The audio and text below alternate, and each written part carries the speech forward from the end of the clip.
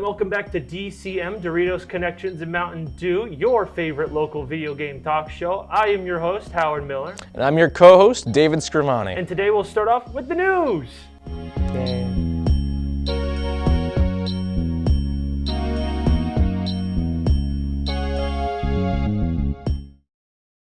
All right, so the year's biggest news in gaming, my opinion.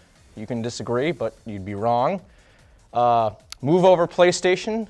Get the heck out of my face, Xbox Series X. We got a new contender in the console wars from the least likely candidate, KFC.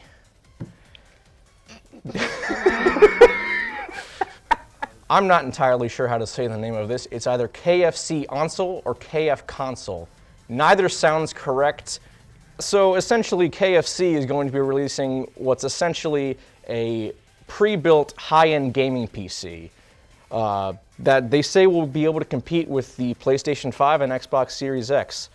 The one difference, however, which is going to make all the difference that'll win KFC the console wars, is their key feature, the chicken chamber, which is basically just a chamber in the console to keep your delicious KFC chicken nice and toasty.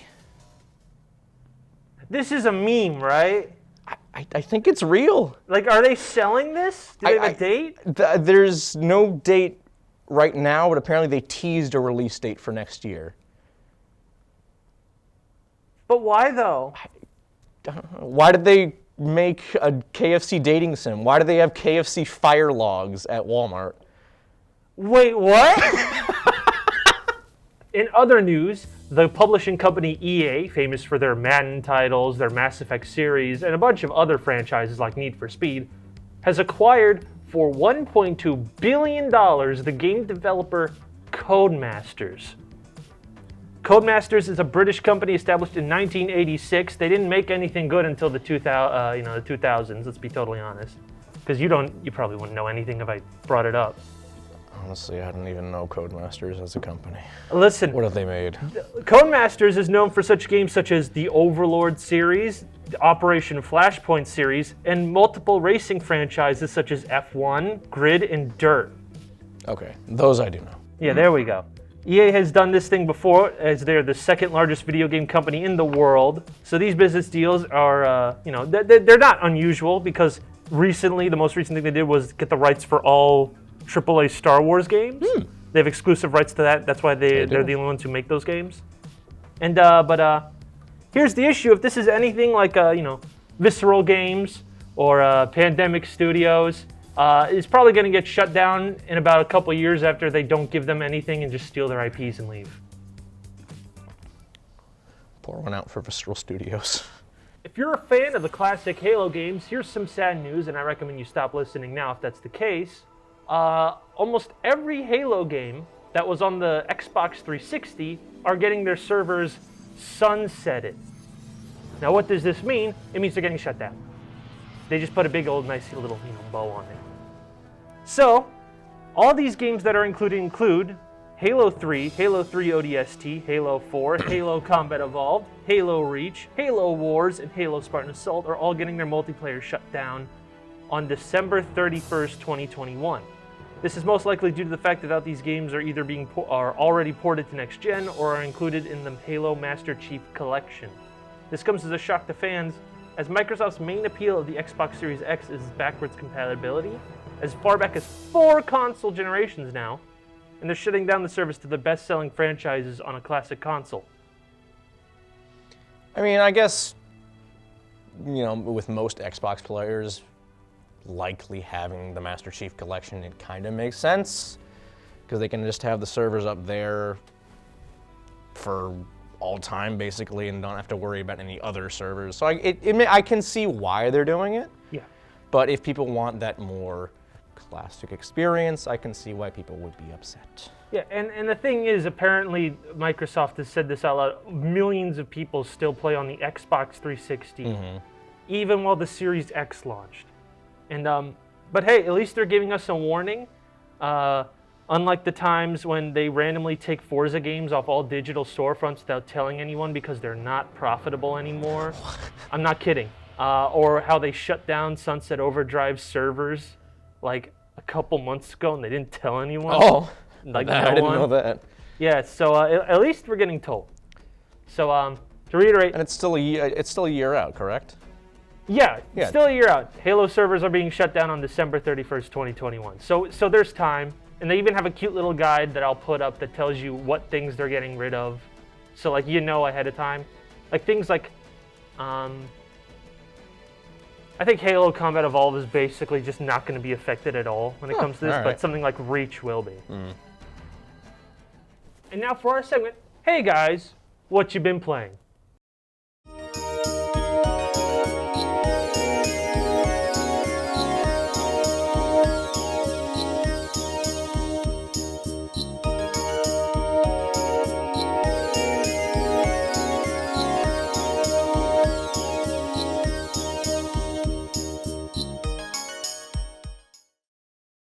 With my brand spanking new shiny PlayStation 5, I've been playing Spider-Man Miles Morales. A follow-up to Insomniac's hit 2018 game Spider-Man, Miles Morales offers players a brand new story that follows the titular character on his journey to set himself apart from Peter Parker's Spider-Man. Arguably better than the original, I feel like Miles Morales smooths out a lot of the problems the first game had. No extended sections of playing as someone who's not Spider-Man. The most important thing for me, side missions and activities that don't feel overwhelmingly repetitive. You don't get 10 of the same crime in the span of 10 minutes. And I think it crafts like a more heartfelt narrative that feels more in touch with the setting, New York, than the previous game did. And I think it tugs on the heartstrings, especially near the end, just as much as the first one did too. Spider-Man Miles Morales is now available on the PlayStation 5 and the PlayStation 4. So what have I been playing? I've been playing a lot of this game called Soma. Soma is a game made and published by Frictional Games in 2015. We mentioned them on our Halloween episode. They made Amnesia: The Dark Descent. Basically, you play as a person who wakes up after a brain scan to find himself in a mechanical body underwater hundreds of years into the future. And the future is full of this weird, like cybernetic humanoid monsters roaming this base that used to be inhabited by thousands of people, and now all the people are gone. It's a really good story. It asks a lot of questions. It's very dark at some points with how depressing the story can be.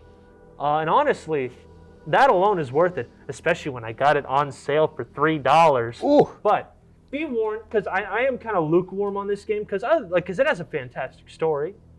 And the monsters are kind of cool, like the first initial ones. And because you're a robot, the monsters are also robots. So when you get near them, your screen starts flickering. There's actual screen tearing the closer the monster gets to you, and graphical glitches done on purpose for a visual flair.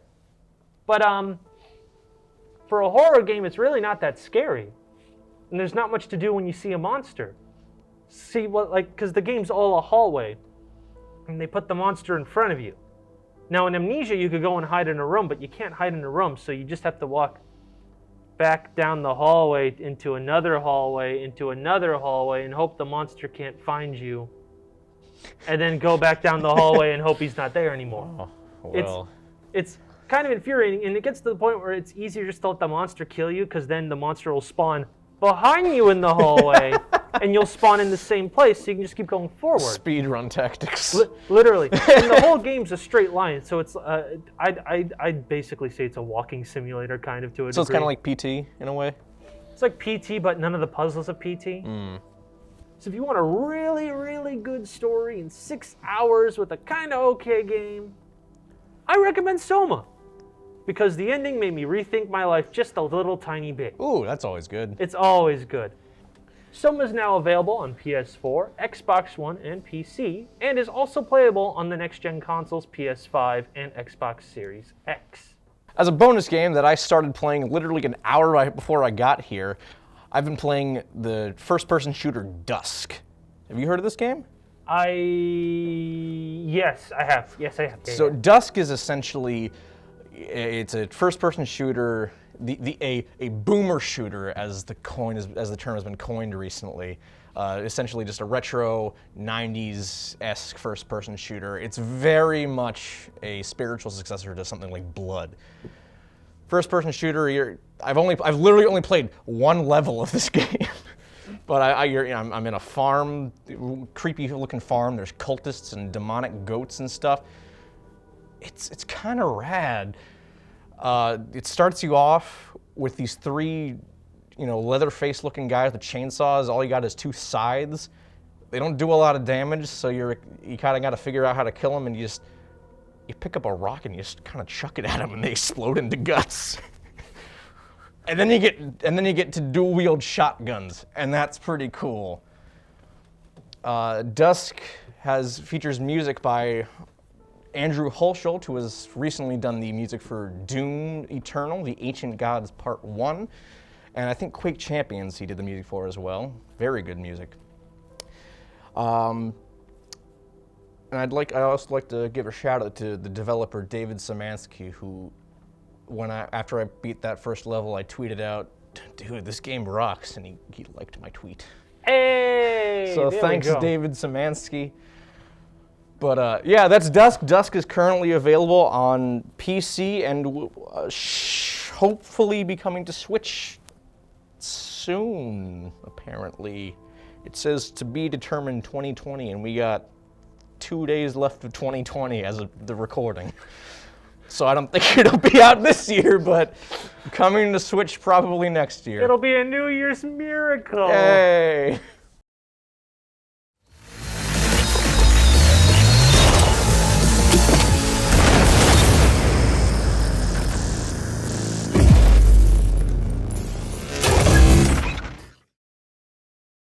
So we're talking about Cyberpunk 2077, and it is a game developed by CD Projekt Red and published by Warner Brothers?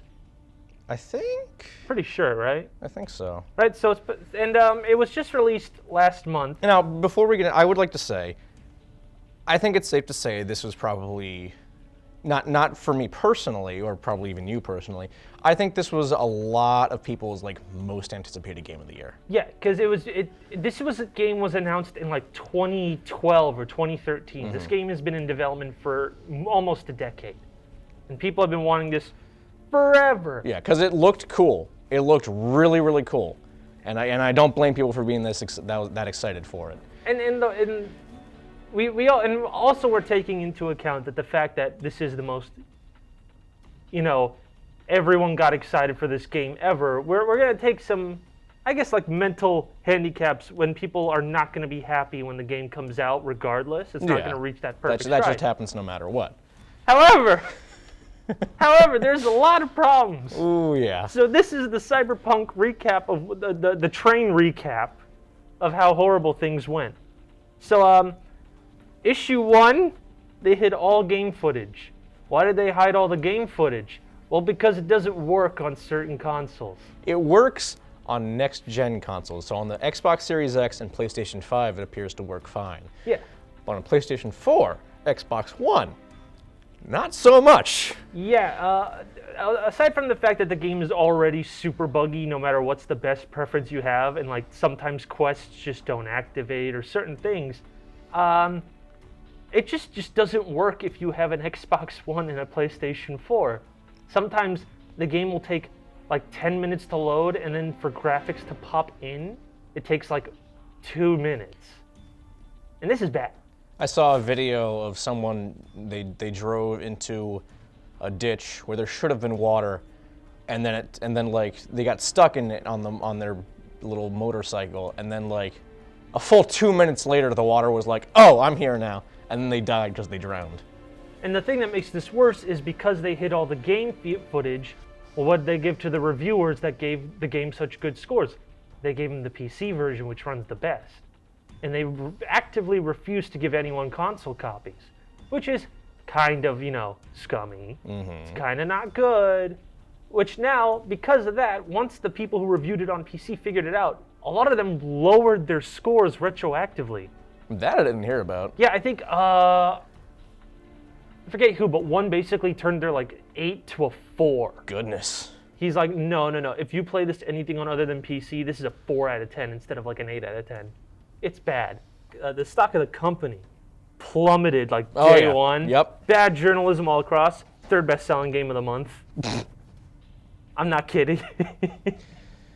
And that is still accounting for all the refunds that have happened as well, because of how broken the game is, people have been refunding en masse, and it's still one of the best-selling games this year. And as a point, when you buy a game digitally, you oftentimes can't refund it. Now, I don't know about the PlayStation Store, I think the PlayStation Store is doing refunds. but I don't know about refunds in general for digitally bought. I know Xboxes, if you bought it and used it in less than if you bought it and then you used it for less than 10 minutes, you can get a 100% refund. I know that. But both companies both extended okay, yeah, if you bought this and want a refund, we'll just give it to you. This is unprecedented. The last time this happened that I can remember was Afro Samurai 2, because that game was a hunk of garbage and the developer said, we'll give you refunds. That was in 2014. Oh, have times have changed. Not. It's been 6 years since a refund of this large scale of people forgiving any criteria. Just you bought the game, you get the money back, has been lifted, right? This is happening.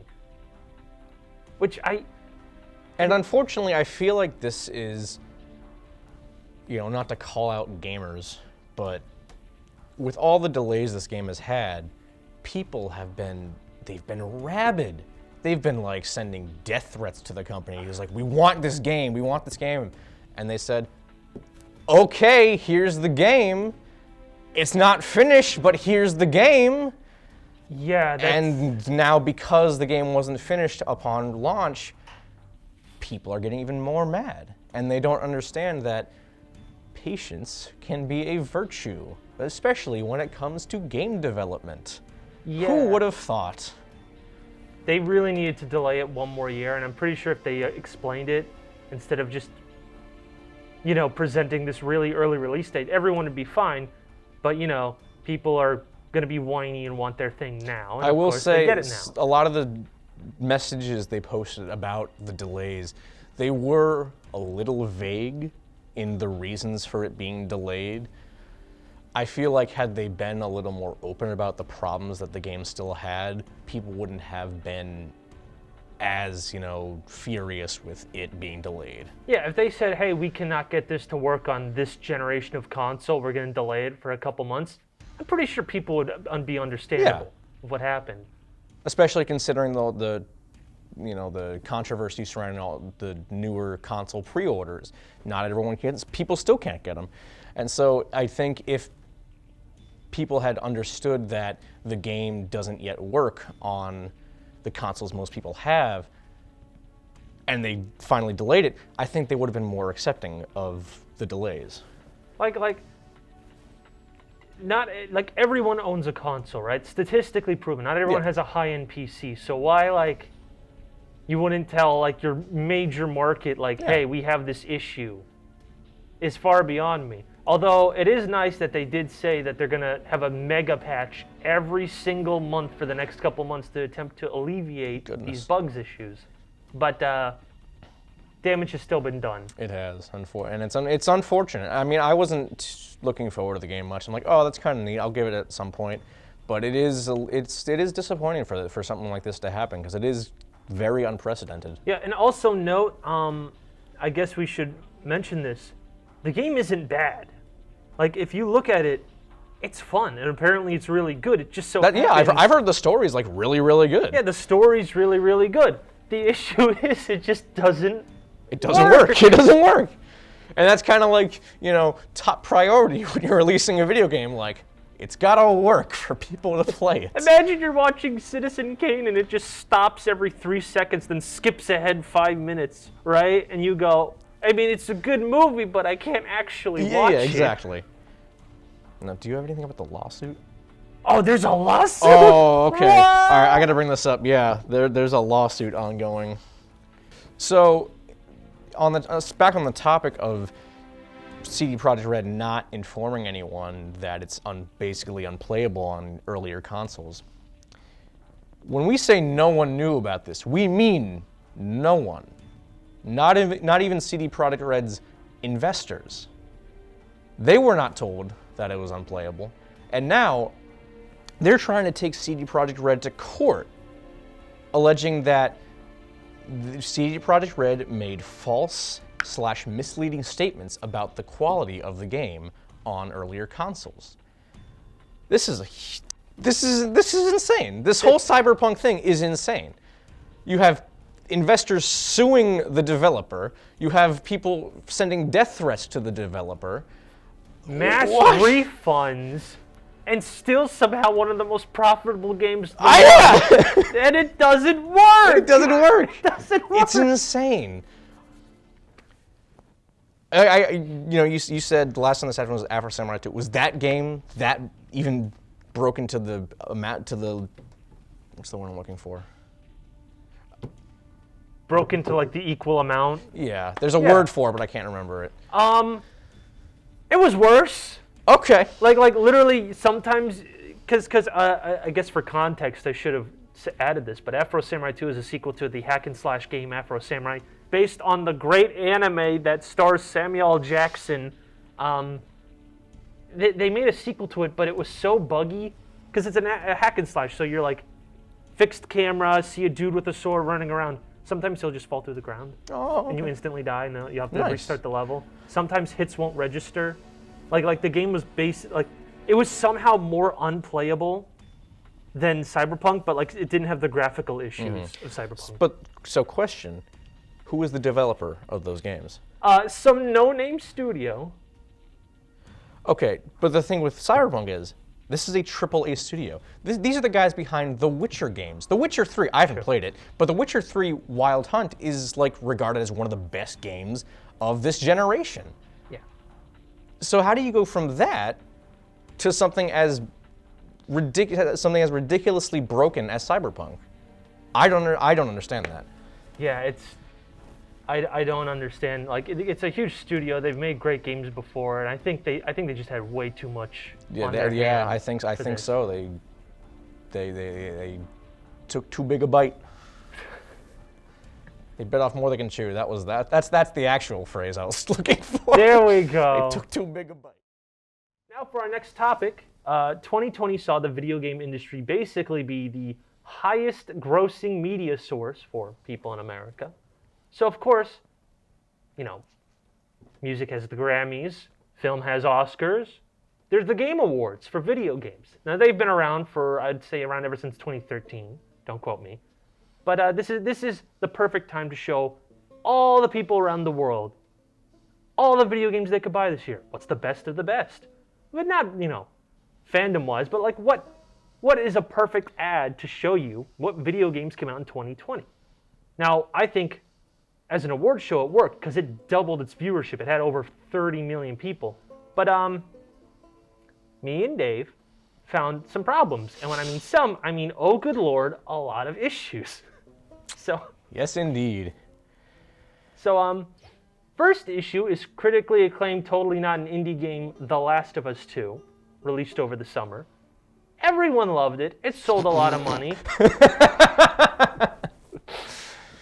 I'm sorry. Go on.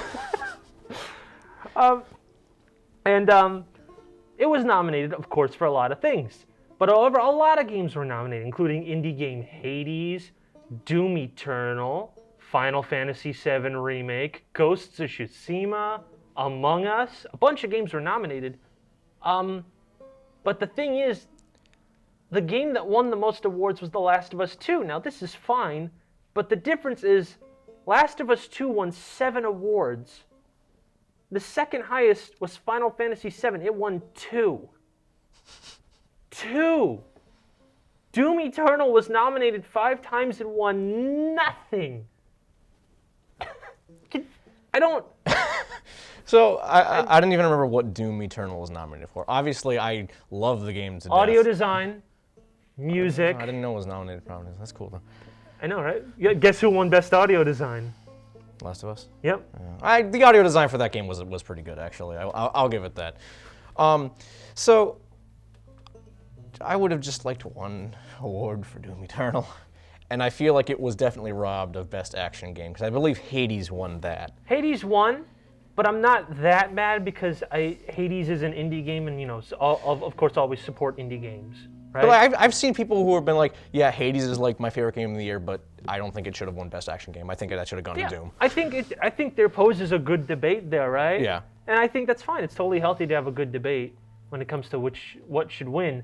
But like, when one game just comes in and just wipes the floor, everything, cleans house. And this is supposed to show everyone's like, what's the games? Like they got, what is it, Brie Larson and Tom Holland to present some awards? Did they? I don't even remember I think that. so. And like, cause they were there. Maybe that's why. Maybe that's when I went to go eat dinner. I don't know. Yeah, these people, they got big names just for a 2-hour-long advertisement for one video game that sold really well already. I don't get it. I don't know. I mean, so I assume you didn't play The Last of Us. I played the first one. Yeah. It was a good movie. I played The Last of Us 2. I thought it was okay. I thought it's at the very, very least on par with the original. I know a lot of people don't think that's the case.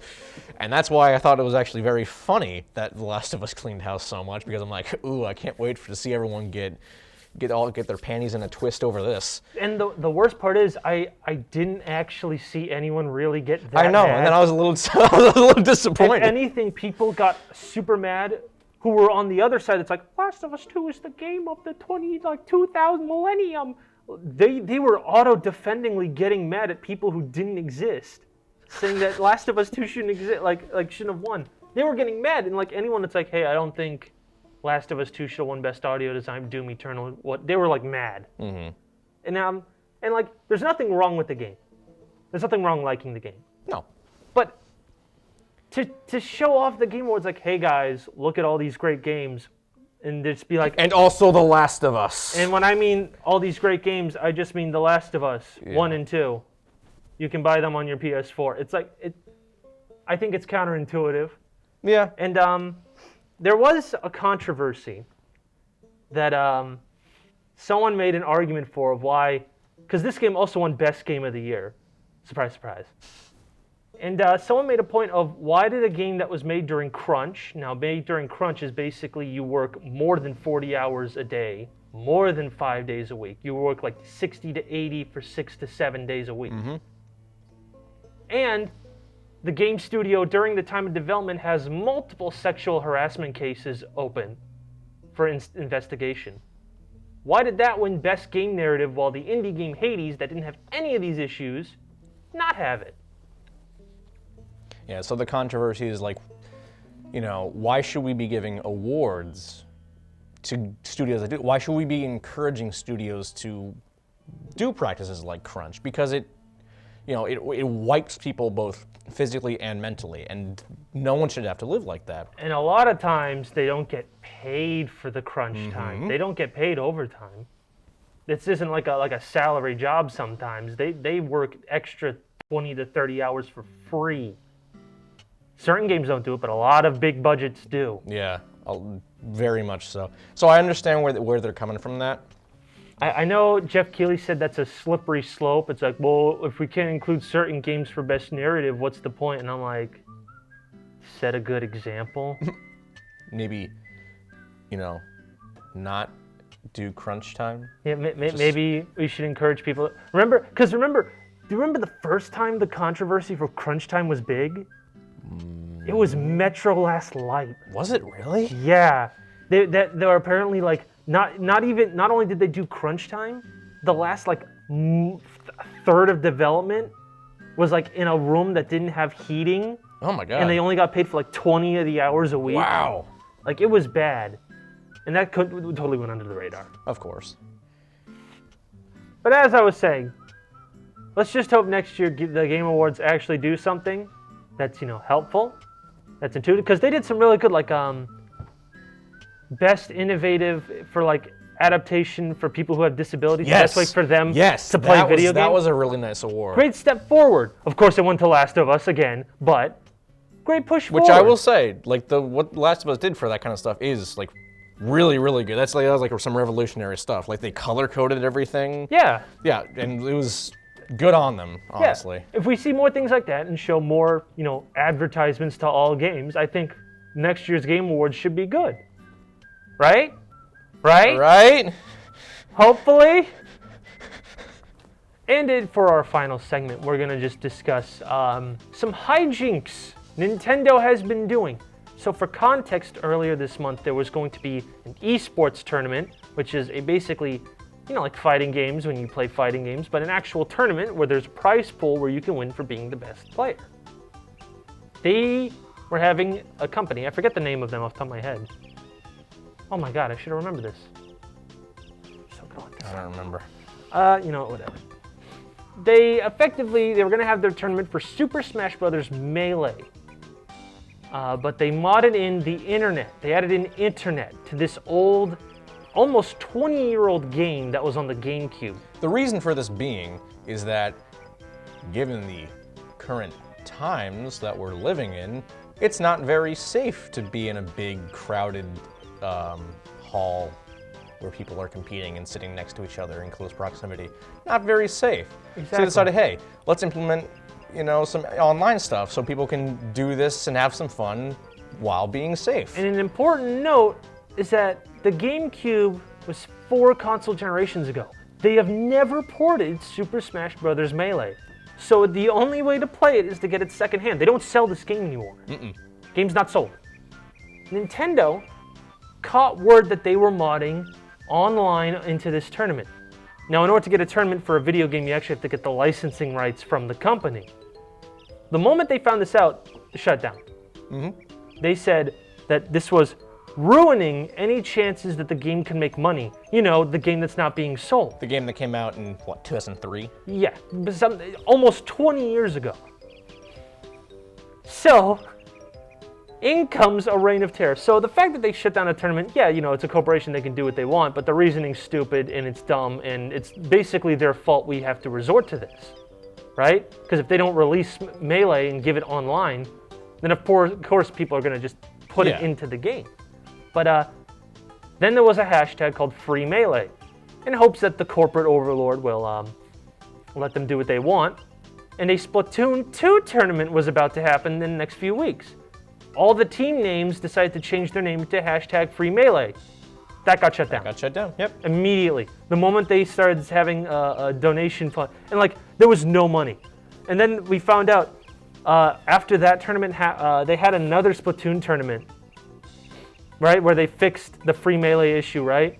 No one got the money for it. Yeah. No one got the money for that Splatoon 2 tournament. So you go, this is pretty bad. Wasn't the prize money $30? It was something super. It was less than 100. It was I think it might have been even $25. Yeah. It was something pathetically small, and they didn't give it. And this is going even worse. They then decided to copyright strike anyone using Nintendo's music. Now this also might be due to the fact of how Coconut Mall became a viral TikTok song and made a lot of money. So maybe now they're going to finally start copyrighting Nintendo songs. I'm not joking, that's a real thing. That's the first I've heard of that. Oh, you didn't hear that? No. We should have covered. No, that happened in June. We couldn't have covered it.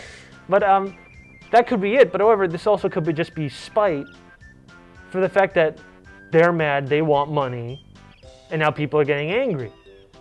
And now they just recently jailed somebody for making emulators to play old Nintendo games. But you can't buy them. They want the money, but there's no official way to buy it. Either you pirate it, or you get it secondhand. Either way, the company loses money.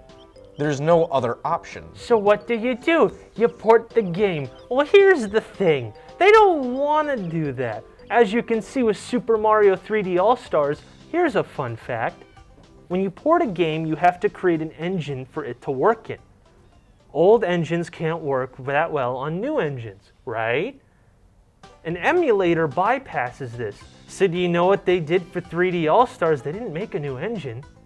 They took 3 popular emulators, 2 of which they legally shut down, and sold it for $60. They didn't fix anything. They didn't fix anything like you're supposed to do when you put it in a new engine. They took an emulated copy and just put it on a cartridge to sell it. I mean, this also isn't the first time Nintendo stole things, like how they stole Super Mario Maker. What? Super Mario Maker was originally like an internet thing where they basically sent a cease and desist to the guy and saying they legally own everything now, and then like within a couple, like I want to say at least 7 months later, they announced the game. Oh my god. Yeah, they do that. Like they now there's nothing wrong with having a Switch. I just want to say this. Nintendo can be very good to the consumer, like Smash Bros. They added Sephiroth, right? Which everyone got hyped for that. But you can't help but think that this is kind of going too far. They shut down tournaments for games that you can't buy because they modded them so that people don't die when they compete from a sickness no one can avoid. They're copyright striking people and they're jailing people for emulating games that they don't sell. This is absolutely ludicrous. Like, can you think of any other company doing that? Not to that extent, no. And that's the thing that is wild about this to me is that like Nintendo has always marketed themselves as this like down-to-earth, friendly, family-friendly company with all their IPs, like Mario. Like that's like the top tier, like family-friendly IP. Yeah. And then they go behind everyone's back and just pull this kind of crap. Exactly. It seems really insensitive to me. Exactly. And like the last time they did something this bad was when the Wii U was absolutely failing and they were trying to scam people for making money, and they had their like do you remember this? Their content creator guild? No. Yeah, if you posted Let's Plays of any Nintendo game, they could claim that because it's their game, they own your video and will sue you if you don't be under their name to make money. What? Yeah, this was like 2013. It Oh only my lasted God. like a year.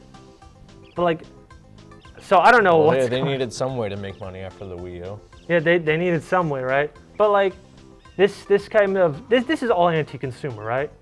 This is all anti-consumer. They're not helping their longevity of fans. They're just hoping you buy the new Pokemon game and shut up. To be mean, if we're gonna be mean for a second, right? And I don't think that's the way to go. I think in response, they should just start putting up all their old games on the Switch. But that's up for them to decide of whether or not they actually want to make money instead of wasting money to get rid of other people who are playing games that they can't make money on. So moral of the story, corporations aren't your friend, capitalism sucks. You're right, especially when we're deep in late stage capitalism, baby. Yeah. Hey, comrades. And that's our show. If anything, you can always leave a comment or subscribe to the channel, and we'll just be on our way off to not play Cyberpunk 2077, even though I own it. I'm Howard. I'm David. And you have a good night, everyone. Capitalism sucks. Exactly.